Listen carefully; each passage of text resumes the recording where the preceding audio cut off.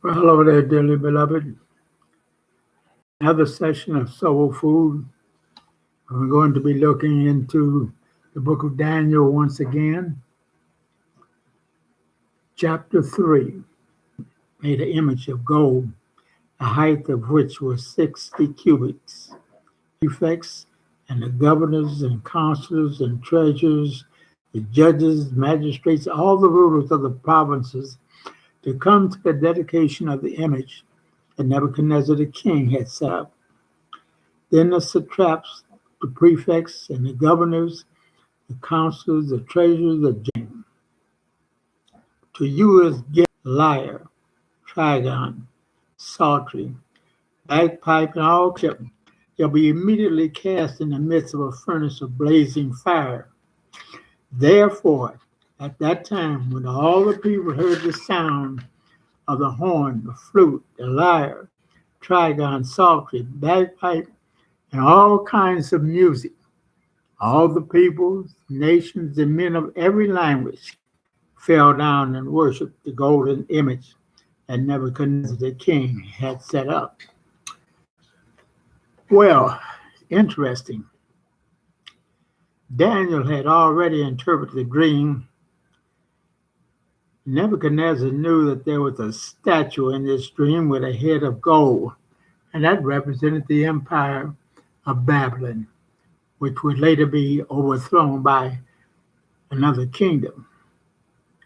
Is it possible that Nebuchadnezzar, 90 feet tall, that his kingdom would rule long, long after, or perhaps to reestablish himself in his mind?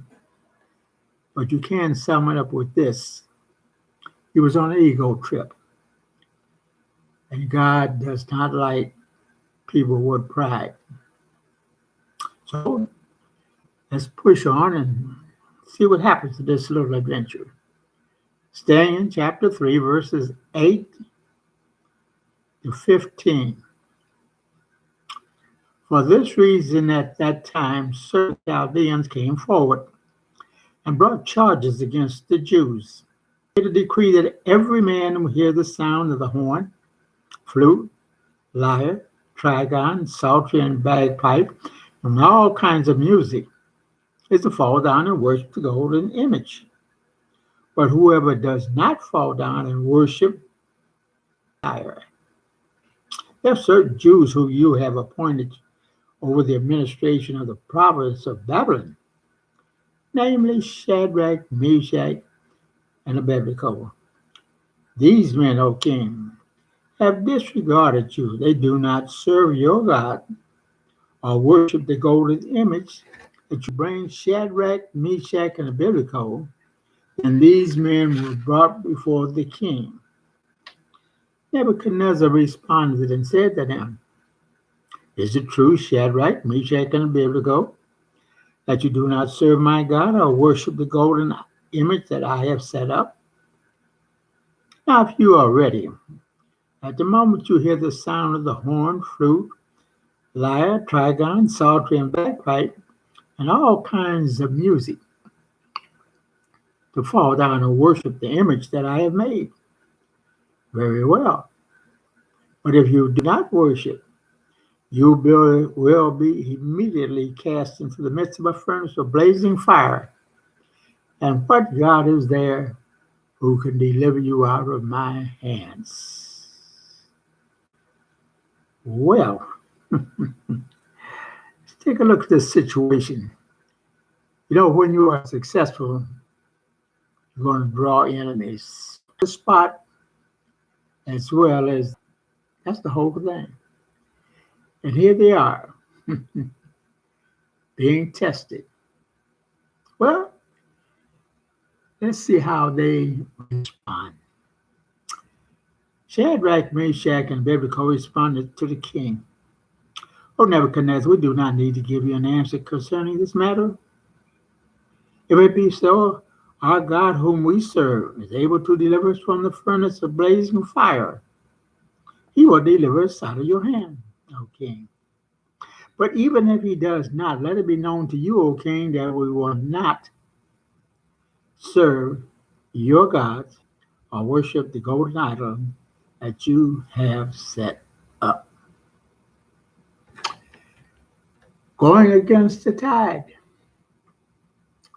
to damage. Over the course of history, a lot of people have reared up and refused to bow down. And I'm thinking about the Reformation, those who followed the teaching of Luther, the reformers. Fast forward to 2020. How many people have lost their lives because they were Christians in a Muslim country and refused to convert? Nothing new. It's been going on for ages, and it will probably go on for time to come. Well, I don't think this set too well with Nebuchadnezzar. Verse 19, still in chapter 3. Nebuchadnezzar was filled with wrath, and his facial expression was altered towards Shadrach, Meshach, and Abednego. He answered by giving orders to heat the furnace 7 times more than was usually heated. He commanded certain valiant warriors who were in his army to tie up Shadrach, Meshach, and Abednego in order to cast them into the furnace of blazing fire. Then these men tied them up, their trousers, their coats, their caps, and other clothes, and were cast in the midst of the furnace of blazing fire. For this reason, because the king's command was urgent, and the fire was made extremely hot, the flame of the fire slew those men who carried up Shadrach, Meshach, and Abednego. But these 3 men, Shadrach, Meshach, and Abednego, fell into the midst of the blazing fire, tied up. So they called the king's bluff. Now it's enraged. He was pretty calm when they asked them, put the question to them about their allegiance to their God and not bowing down to his image. And when they said no, they would not bow down, that did it. Into the fire. Now, the test.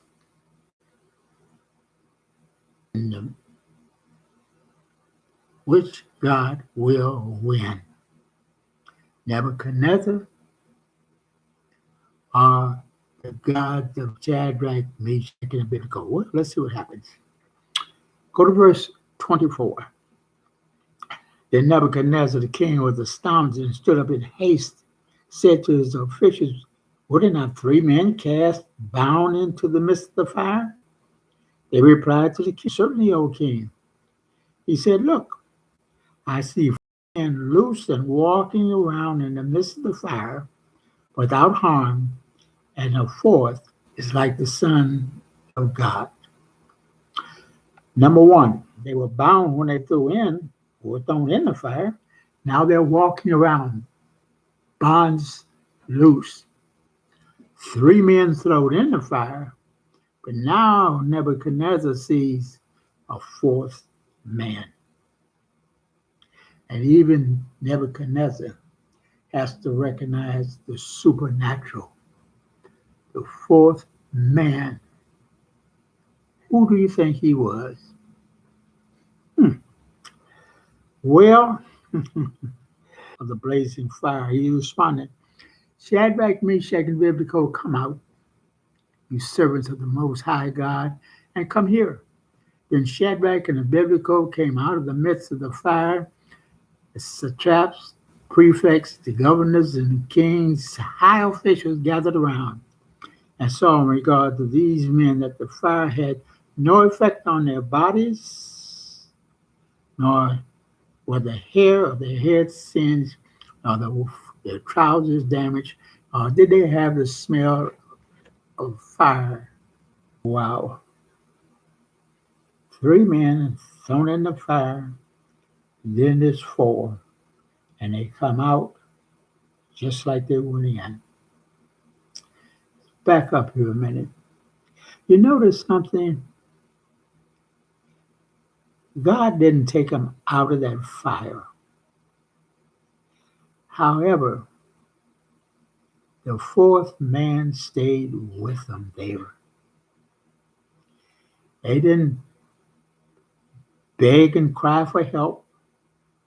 They just relied on their God, and they knew that they had been faithful to Him and that God would be faithful to them.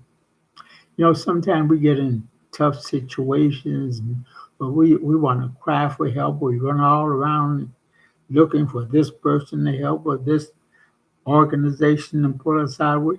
We grasp at straws and we forget. God says, call me. We not only call on Him, but in faith, we believe that He's going to hear us and He's going to answer us. And that's the way it was with these three. Shadrach, Meshach, and Abednego had absolute faith that God would deliver them. If He didn't, they figured God had something better for them.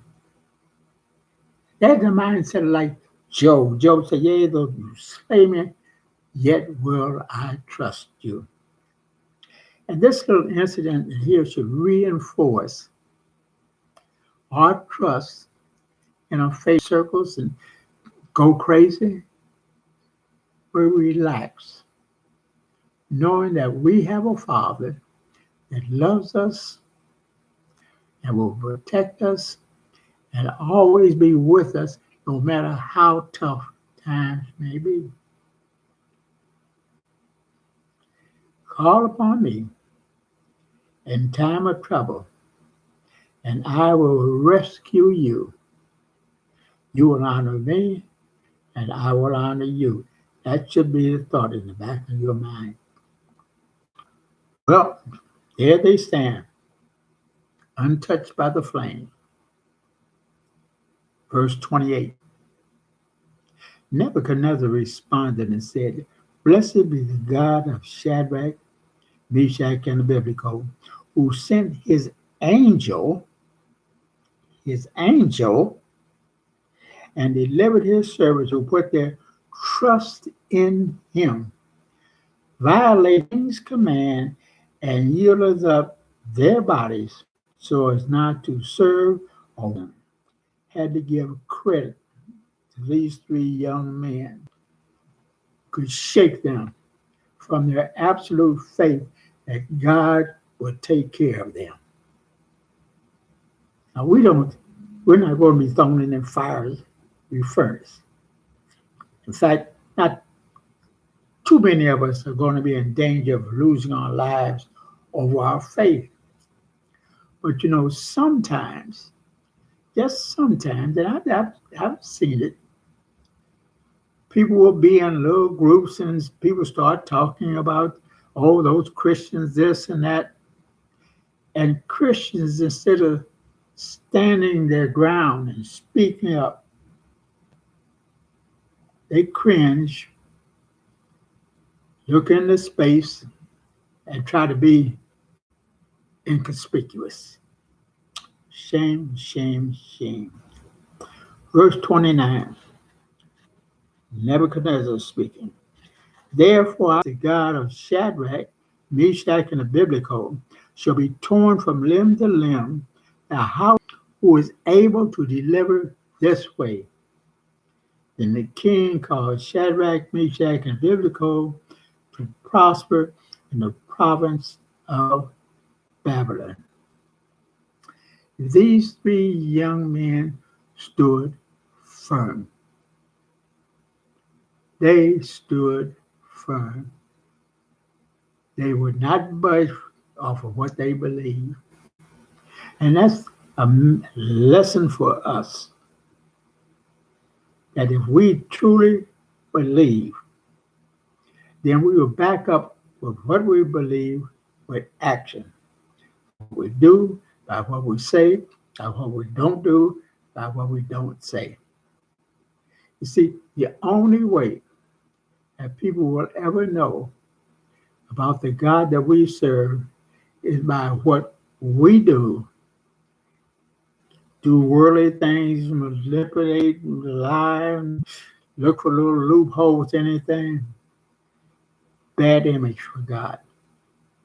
You're not showing who He really is when we do things counter to what He has taught us in His Word. Be like Shadrach, Meshach, and Abednego.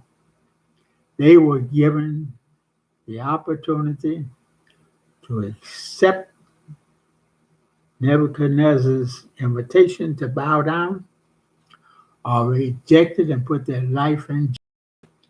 They chose fiery furnace over the approval of Nebuchadnezzar. And God came through. And in the end, they came out better than when they started. Have a good day. Stay safe. See you next week.